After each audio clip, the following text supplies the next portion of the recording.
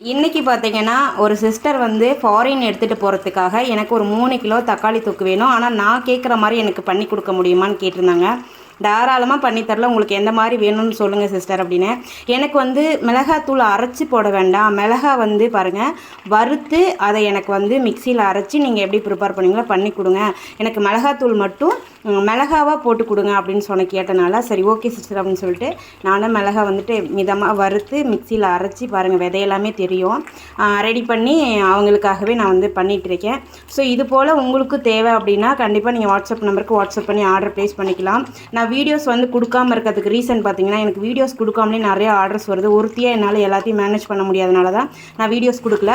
நீ ரெகுலராக வீடியோஸ் கொடுப்பேன், தேவைப்படுறீங்க வாட்ஸ்அப் நம்பருக்கு வாட்ஸ்அப் பண்ணி ஆர்டர் ப்ளேஸ் பண்ணிக்கலாம். இதோட ரெசிபி வீடியோ கேட்டிங்க, கண்டிப்பாக நான் உங்களுக்கு சீக்கிரமாக ஷேர் பண்ணிடுறேன். ஏன்னா இப்போ தக்காளி ரேட்டு கம்மியாகிடுச்சு, தாராளமாக நீங்களும் வீட்டில் ஸ்டோர் பண்ணிக்கலாம். நான் கண்டிப்பாக ரெசிபி ஷேர் பண்ணுறேன். தேவைப்படுறீங்க வாட்ஸ்அப் நம்பருக்கு வாட்ஸ்அப் பண்ணி ஆர்டர் ப்ளேஸ் பண்ணிக்கலாம்.